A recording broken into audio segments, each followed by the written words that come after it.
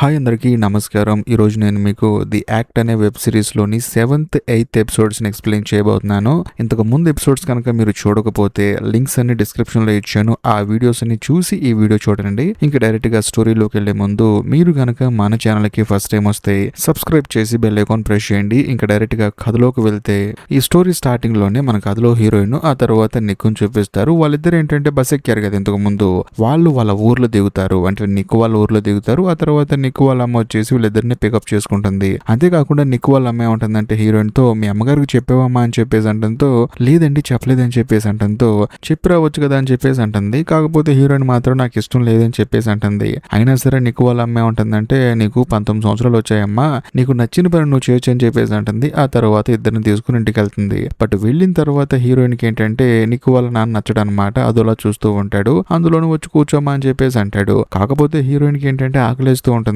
దాంతో తినడానికి ఏమైనా ఉందా అని చెప్పేసి వెళ్ళి ఫ్రిడ్జ్ ఓపెన్ చేసి చూస్తే తినడానికి ఏమీ ఉండదు. అందులోనూ నిక్కేమంటాడంటే, మేమేం వండుకోము ఇంట్లో, ఏదైనా ఆకలిస్తే బయటికి వెళ్ళి తింటాము, అందులోనూ పని చేసుకుంటేనే మాకు ఫుడ్ అని చెప్పేసి అంటాడు. దాంతో హీరోయిన్ కి ఏంటంటే అనవసరంగా వచ్చాను ఎక్కడికన్నా ఫీలింగ్ వస్తుంది.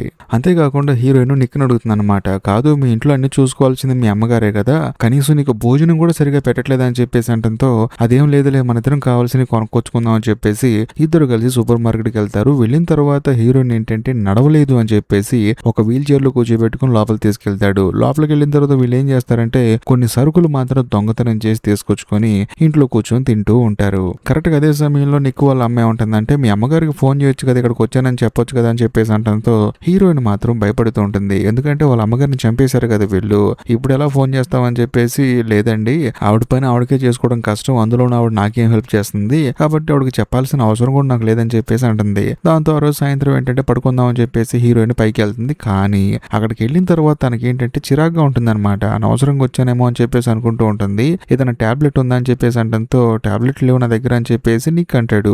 ఏంట్రా బాబు మీ ఇల్లు ఎలా ఉంది, తినడానికి తిండి లేదు, ఒక చిన్న టాబ్లెట్ కూడా మీ ఇంట్లో లేదు ఏంటో అని చెప్పేసి తానేమంటుందంటే, మా ఇంటికి వెళ్ళిపోదాము, నాకు ఇక్కడ నచ్చలేదు, అక్కడికి వెళ్ళిన తర్వాత మనం ప్రశాంతంగా బతుకుదాం అని చెప్పేసి అంటుంది. వెంటనే తాను ఏం చేస్తుందంటే ల్యాప్టాప్ తీసి తన ఫేస్బుక్ లో ఒక పోస్ట్ పెడుతుంది అనమాట, మా అమ్మగారిని ఎవరో చంపేశారు అని చెప్పేసి.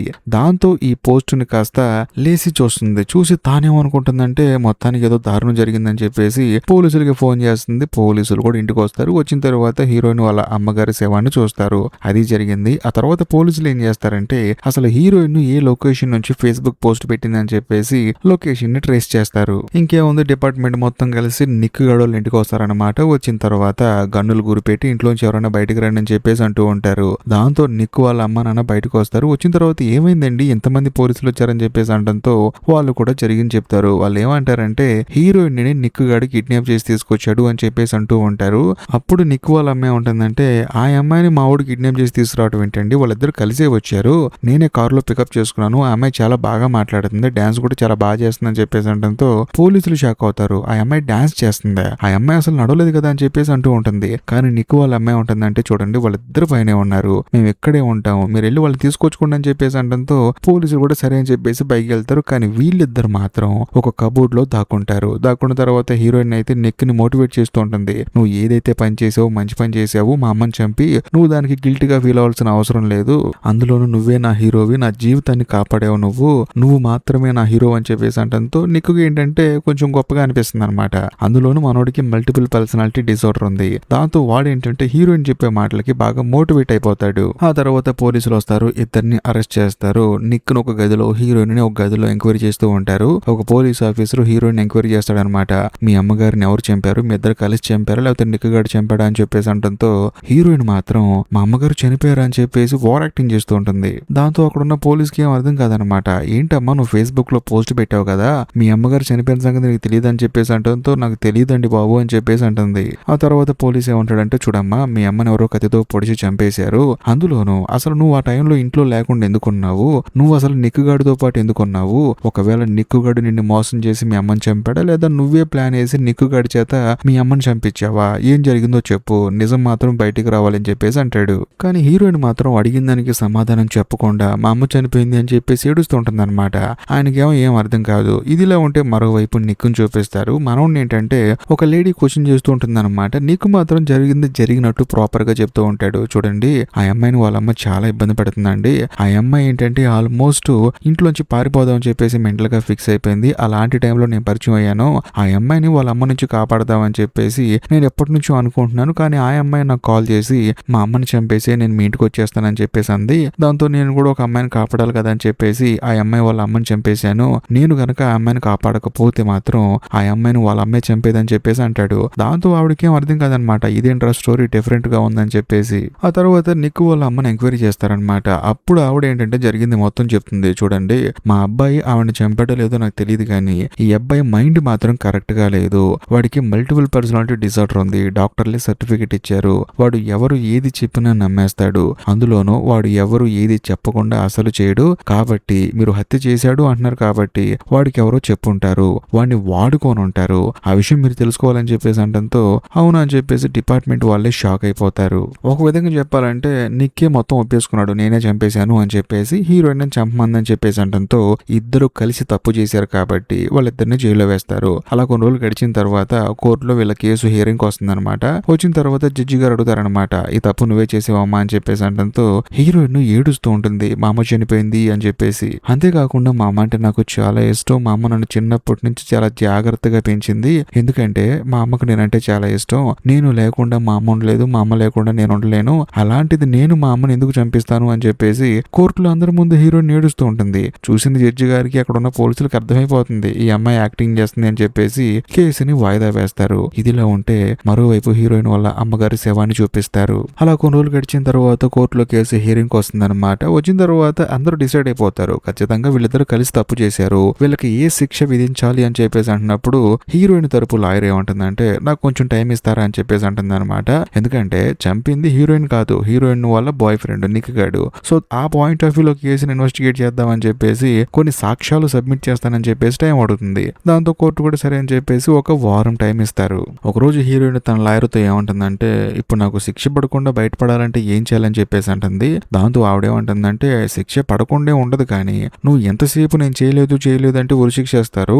లేదు నేను చేశాను, తెలియక చేశాను, మా అమ్మ నన్ను ఇబ్బంది పెడుతుందని చెప్పేసి అలా చేశాను అంటే తక్కువ శిక్ష వేస్తారని చెప్పేసి అంటంతో హీరోయిన్ కూడా ఆలోచిస్తూ ఉంటుంది. ఆ తర్వాత హీరోయిన్ ఫుల్ బాడీ మొత్తం చెకప్ చేస్తారు. అంతేకాకుండా బేసికల్ గా హీరోయిన్ కి వాళ్ళ అమ్మ ఏం చేసింది, పొట్టకు ఒక పైప్ ఫిట్ చేసింది కదా, దాంట్లో నుంచి జ్యూస్ పంపిస్తుంది కదా, ఇది కూడా అవసరం లేదు ఈ అమ్మాయికి, ఈ అమ్మాయి ఆరోగ్యం మొత్తం బాగుందని చెప్పేసి డాక్టర్లు సర్టిఫికేట్ ఇస్తారు. ఆ తర్వాత తీసుకెళ్లి హీరోయిన్ ని జైల్లో పడేస్తారు. కాకపోతే హీరోయిన్ మాత్రం బాధపడుతూ ఉంటుంది, అమ్మని చంపేశానే అని చెప్పేసి, అందులోనూ అనవసరంగా ఇరుక్కున్నానని చెప్పేసి ఆలోచిస్తూ ఉంటుంది. ఇదిలా ఉంటే ఒక రోజు జైల్లో ఏంటంటే అవతల వైపు నిక్ ఉంటాడు, యువతల వైపు హీరోయిన్ ఉంటుంది. నిక్ ఏంటంటే హీరోయిన్ తో ఏమంటాడంటే మన ఇద్దరం కలిసి చచ్చిపోదాము, అక్కడైనా ప్రశాంతంగా ఉందాం అని చెప్పేసి అంటంతో హీరోయిన్ ఏమంటుందంటే మన ఇద్దరం కలిసి చచ్చిపోవడం ఏంట్రా బాబు, నువ్వు ఎవరు నేనెవరు అసలు, అయినా నువ్వు చేసిన పాపానికి నన్ను జైల్లో వేశారు, దయచేసి నువ్వు నాతో మాట్లాడొద్దు అని చెప్పేసి అంటంతో నిక్కు గాడికి మైండ్ బ్లాక్ అయిపోతుంది అనమాట.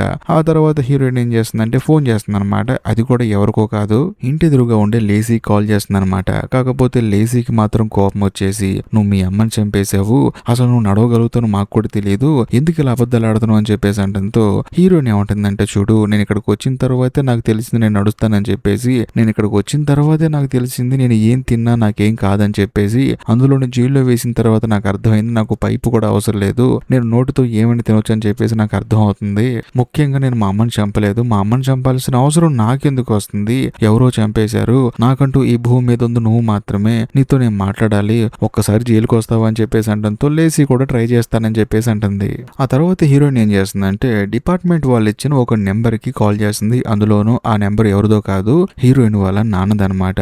వాళ్ళు ఏంటంటే రీసెర్చ్ చేసి అసలు ఈ అమ్మాయి వాళ్ళ చుట్టాలు ఎవరు, రిలేటివ్స్ ఎవరు అని చెప్పేసి మొత్తం ఎంక్వైరీ చేసి హీరోయిన్ వాళ్ళ నాన్న నెంబర్ కనుక్కొని తనకి ఇస్తారనమాట. వెంటనే హీరోయిన్ కూడా సరే అని చెప్పేసి వాళ్ళ నాన్నగారికి కాల్ చేస్తుంది. కాకపోతే ఫోన్ కలవదనమాట, జస్ట్ వాయిస్ మెయిల్ మాత్రం పంపించొచ్చు అని చెప్పేసి అంటంతో హీరోయిన్ మాట్లాడుతుంది అనమాట. నాన్న నేను ఎవరో నీకు తెలియదు, బట్ నువ్వెవరో నాకు తెలియదు, ఈ పోలీసులు మాత్రం నువ్వే నా నాన్న అని చెప్పేసి నాకు నెంబర్ ఇచ్చారు, నీతో మాట్లాడదామని చెప్పేసి ఫోన్ చేస్తే ఫోన్ ఏమో కలవట్లేదు, కాబట్టి నాకంటూ ఒక హెల్ప్ చెయ్యి, నా జీవితంలో నేను ఎటువంటి హెల్ప్ అడగలేదు, ఫస్ట్ టైం అడుగుతున్నాను కాబట్టి చేస్తావు అనుకుంటున్నాను, అదేంటంటే నా ఒరిజినల్ మెడికల్ రిపోర్ట్ నాకు తీసుకొచ్చిస్తావు రేపు అని చెప్పేసి తాను వాయిస్ మెయిల్ పంపిస్తుంది. కట్ చేస్తే మరుసటి రోజు హీరోయిన్ వాళ్ళ నాన్న జైలుకి వస్తాడు.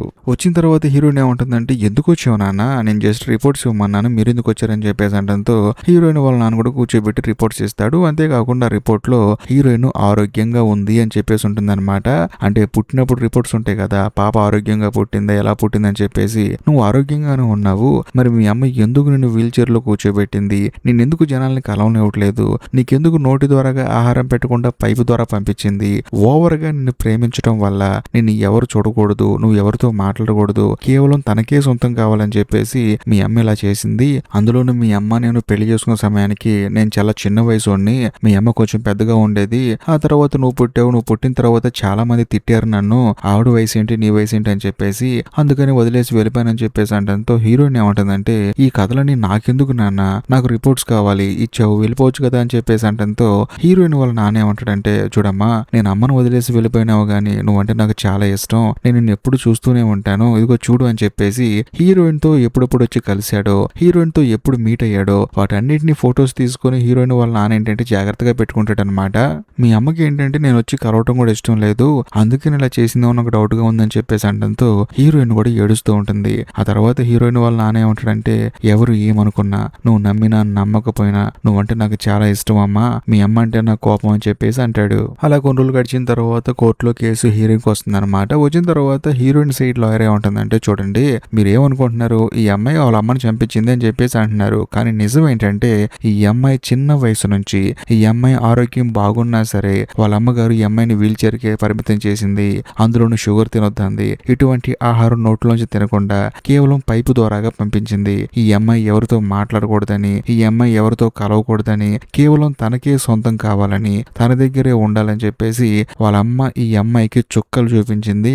నిజం చెప్పాలంటే ఈ అమ్మాయి వాళ్ళ అమ్మని చంపినా సరే ఆవిడ నుంచి తప్పించుకోవడానికి ఇలా చేపించిందే తప్ప కావాలని చేసింది కాదు. ఏది ఏమైనా సరే ఆవిడ నుంచి ఈ అమ్మాయి బయటపడటానికి ఇలా చేసింది, ఇందులో ఈ అమ్మాయి తప్పే ఉందని చెప్పేసి అంటుంది. అంతేకాకుండా సెల్ఫ్ డిఫెన్స్ కోసం ఇదంతా చేసిందే తప్ప వాంటెడ్ గా ఎటువంటి ప్రయోజనం లేకుండా చేయలేదు కదా, దురుద్దేశంతో చేయలేదు కదా, ఇది కేవలం సెల్ఫ్ డిఫెన్స్ అని చెప్పేసి అంటుంది. అందులో నిక్ ఏమంటాడంటే, ఆ అమ్మాయి నన్ను చంపమంది, నేను అందుకని వాళ్ళ అమ్మని చంపేశాను, ఆ అమ్మాయిని కాపాడాను, నేను ఆ అమ్మాయి నేను ఇబ్బంది పడుతున్నాను, నీతో పాటు వచ్చేస్తున్నానని చెప్పేసి నాతో చాటింగ్స్ చేసిందని చెప్పేసి అంటంతో జడ్జి గారు మొత్తం పరిశీలించి ఆయన తీర్పు ఇవ్వబోతాడు. కట్ చేస్తే కథ ఇప్పుడు ఫ్లాష్ బ్యాక్ వెళ్తుంది. అది కూడా వీళ్ళిద్దరు కలిసి హీరోయిన్ వాళ్ళ అమ్మని ఎలా చంపారని చెప్పేసి చూపిస్తారనమాట. వాడేంటంటే నేను వచ్చాను అని చెప్పేసి మెసేజ్ చేస్తాడు కదా, వాడి ఇంటి బయటకు వస్తాడనమాట. హీరోయిన్ కూడా వెళ్ళి వాడిని లోపల తీసుకొస్తుంది. ఆ తర్వాత సూపర్ మార్కెట్ లో ఏదైతే కత్తి అమ్మాయి కొందో వాడికి ఇస్తుంది. వాడు కూడా ఏంటంటే చేతికి గ్లౌజులు వేసుకొని హీరోయిన్ వాళ్ళ అమ్మ రూమ్ లోకి వెళ్తాడు. హీరోయిన్ కూడా తన రూమ్ లోకి వెళ్ళి వెయిట్ చేస్తూ ఉంటుంది. కరెక్ట్ గా అదే సమయంలో నిక్ గాడు ఏంటంటే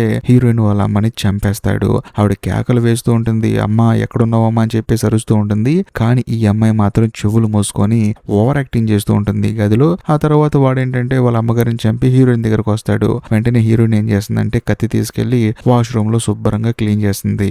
ఆ తర్వాత ఈ అమ్మాయి ఎంత సైకో కాకపోతే నిక్ గాడితో రొమాన్స్ చేస్తుంది. అంత అయిపోయిన తర్వాత శుభ్రంగా స్నానం చేసి బట్టలు మార్చేసుకొని అందులోని వీళ్ళు వెళ్లేటప్పుడు దారిలో తినడానికి కేకు తీసుకొని వీటితో పాటు కలిసి బస్ ఎక్కుతుంది. ఆ తర్వాత ఏం జరిగిందో మీ అందరికి తెలుసు. కట్ చేస్తే కాదు ఇప్పుడు ప్రెజెంట్ కి వస్తుంది. ప్రెజెంట్ లో హీరోయిన్ తీసుకెళ్లి జైల్లో వేస్తారనమాట. ఆ తర్వాత తనని తన రూమ్ పంపించేస్తారు. దాంతో హీరోయిన్ కూడా వెళ్లి తన రూమ్ లో కూర్చుంటుంది. ఆ తర్వాత చనిపోయిన వాళ్ళ అమ్మ పక్కనే కూర్చున్నట్లు అనిపిస్తుంది అనమాట. హీరోయిన్ వాళ్ళ అమ్మ భుజం మీద ప్రేమగా తలానుస్తుంది. ఇంతటితో ఈ సిరీస్ అయిపోతుంది. అందులోనూ వాళ్ళిద్దరికి ఏ శిక్ష విధిస్తారంటే, హీరోయిన్ ఏంటంటే వాళ్ళ అమ్మ చంపించింది కాబట్టి తనకేంటంటే 10 సంవత్సరాల జైలు శిక్ష విధిస్తారు. మరి ముఖ్యంగా నిక్ కైతే జీవితాంతం జైల్లోనే ఉండాలని చెప్పేసి శిక్ష విధిస్తారు. అందులోనూ మీరు ఇప్పుడు దాకా విన్న కథ నిజంగానే జరిగిన కథ. సో నిజ జీవిత సంఘటన ఆధారంగా తీసిన సిరీస్ అనమాట. ఈ సిరీస్ కనుక మీకు నచ్చినట్లయితే ఖచ్చితంగా లైక్ చేయండి, షేర్ చేయండి, కామెంట్ చేయండి. మీ కామెంట్ కోసం వెయిట్ చేస్తూ ఉంటాను. అంతేకాకుండా ఇలాంటి అద్భుతమైన సిరీస్లు మన ఛానల్లో ఇంక నెక్స్ట్ రాబోతున్నాయి కాబట్టి వాటన్నిటిని మీరు మిస్ అవ్వకుండా ఉండాలంటే సబ్స్క్రైబ్ చేసి బెల్ ఐకాన్ ప్రెస్ చేయండి. బాయ్.